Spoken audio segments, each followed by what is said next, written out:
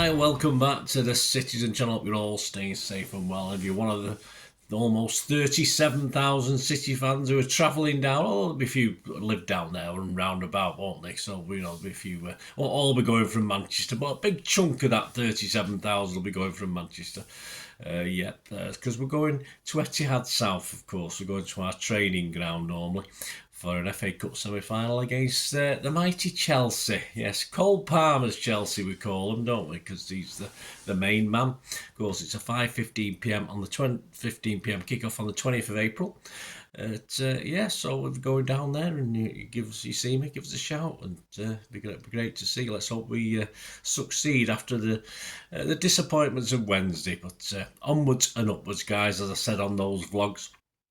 This is on BBC One. Of course, the pressure ramps up now after our trouble's gone. We've still got a double in our sights, and Chelsea have been a bit of thorn in our side so far this season with draws in the league, and both games City really should have won. Hopefully it's third time lucky, but we'll take a quick look at Chelsea, fresh from a 6-0 victory. Yes, they'll be flying after that, and they're beating the mighty Everton. And of course, City, after that draining, ultimately disappointing Real Madrid game. What sort of lineup can we expect from Pep, with a few players tired, a few players perhaps feeling niggles? That's the problem at the moment.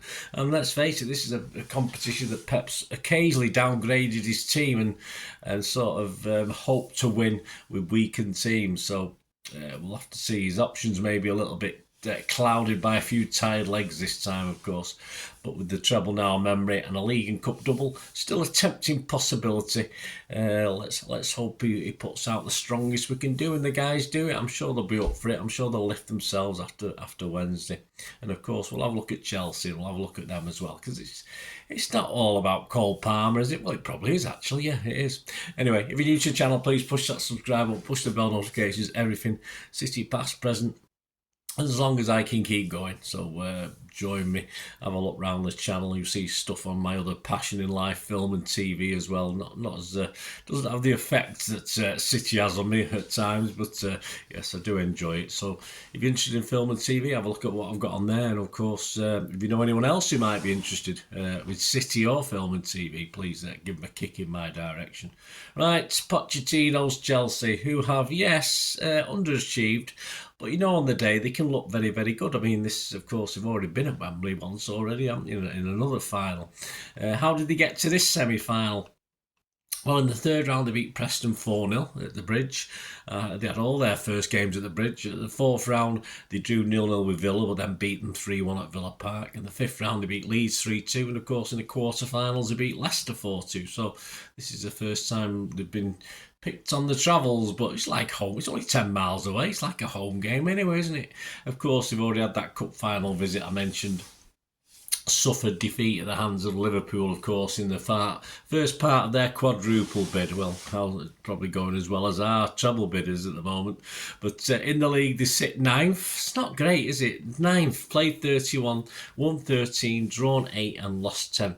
Last 6 in the league, yeah, they're interesting. If you look at it, all right, I already said they had a cracking victory last time, but the last 6, Brentford 2, Chelsea 2, Chelsea 3, Newcastle 2, Chelsea 2, Burnley 2, Chelsea 4, United 3, Sheffield United 2, Chelsea 2, but then obviously Chelsea 6, Everton 0. So that's a bit of a spanner in the works, if you like, because a bit of a mixed bag till that last one. But I say, I think Everton capitulated in that one. The top men, of course, the aforementioned Mr. Palmer, 23 goals, 13 assists, Jackson 13 goals, 5 assists, Sterling 8 goals, 8 assists, Fernandes 7 goals, 3 assists, Mudryk 6 goals, 2 assists, and other players chipping in as well.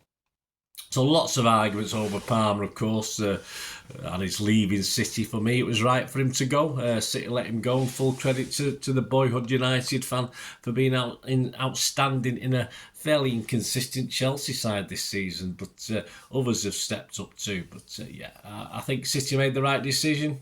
And I think Palmer made it was good for good for us and good for Palmer. You say he would have been low down the pecking order, whatever happened this season. And despite that 6-0 hammering of Everton, Pochettino still struggles to get any level of consistency. And previous to this recent rout, certainly remained the case, didn't it? As you could see from some of those results. As it is, it's going to be a tough nut to crack for us. As I said, we've already drawn twice with them this season. We've been unable to beat them, even though we've been the better team. But surely third time is the trick. We'll have to see. But of course, it's not just all about Chelsea and Cole Palmer, is it? It's about our boys in blue. So that brings us to our weary, tired, disappointed troops, doesn't it? The squad at home to Madrid started off with, well, in my opinion, the best 11, because I got all 11 right. Ederson, Walker, Akanji, Diaz, Gvardiol, Rodri, De Bruyne, Bernardo, Foden, Grealish and Haaland. On the bench, I expect a few of these to start the game on Saturday. Ortega, Carson, Stones, Aki, Kovacic, Doku, Alvarez, Gomez, Nunes, Bob and Lewis. After a long night on Wednesday, it's going to be hard to pick. We'll have a go. We'll have a go at 11. I think certain players may expect to start who started on the bench. That includes Ortega. Perhaps Lewis, although I'm not too sure. We'll have to see how Walker's come out of this, because I think he'd prefer Walker with a few changes. Stones, Aki would hope to get a start. I mean, he's on the bench. He should be fit enough. Kovacic, Doku or Bob, I can't see both of them. Alvarez, of course, who came on. So a couple of those come on, but the fact they were on the bench, you'd think some of those must be starting for this. And you might expect Walker, Foden, Bernardo and Haaland to start again, but we might have a problem with Haaland, so we'll talk about that before I give you my Pepsi 11. Some players appeared to beg Pep, apparently, to be taken off tired. Others looked absolutely shattered, of course, including Akanji, Rodri, De Bruyne, and possibility, as I said, Haaland. It looks as though Haaland may have tweaked something again or feeling something. So there's a possibility Haaland might not be available. I mean, Haaland has to Haaland has to play just to get out of his rut and score a few goals, but it's just not happening at the moment, is it? So there you go, a few ifs, whys and wherefores. I mean, in my 11, I'm making 6 changes to that Real Madrid team. If I get 7 out of 11 with this, I'll be more than happy, because, as I say, of course, Pep won't even really know till the report back for duty. I assume there's some light training today, Thursday, and of course, we'll check them out to take them down to, because we're going to obviously be travelling down to London on Friday, so there's not a lot of time, is there? We'll have to see what we've got. It's Chelsea have had the extra day or two rest, of course. So this is my 11, guys. This is what I'm going with. I think Ortega's nailed on, isn't it? I think now Ederson's back as number 1 in Pep's mind, and Ortega's on in the FA Cup semi-final, of course. And I think he has to be happy with that. We'll worry about whether he stays at goals when it comes to the crunch. I've put Walker in, hoping he's come out of that game, and I think he should play me. I don't want to risk Lewis just in this, but there may be a place for him in one of the other roles as well. Stones and Diaz, the partnership in the middle there, and Aki on the left. Perhaps he's going to give Gvardiol a rest, but I wouldn't be surprised if Gvardiol plays and Aki comes in alongside either Stones or Diaz in centre half. But I'll go Ortega, Walker, Stones, Diaz and Aki. In front, I think Rodri's going to get a rest. I think obviously he wasn't even fit enough to walk up to take a penalty, could he, last night as I'm recording this? So he must be really tired out, poor Rodri. So I'll ignore Rodri, definitely, and put Kovacic in there, but by his side, the bunny rabbit, the guy who never stops, Mr. Duracell himself, Bernardo. I'll put him next to him, and I'm relying on him to have another game where he's going to do a lot of running about. Hopefully this won't go to extra time, because I think that's going to, going forward, cause us even more problems. So Kovacic, Bernardo. And then, Foden, who I thought had a quieter game, should be okay to start this one. And up front, if we're not going to have Haaland, then you've got to have Alvarez as a number 9, or playing central, perhaps with Foden sitting in behind, and Doku and Grealish on the wings. But Bob, of course, may be considered as well.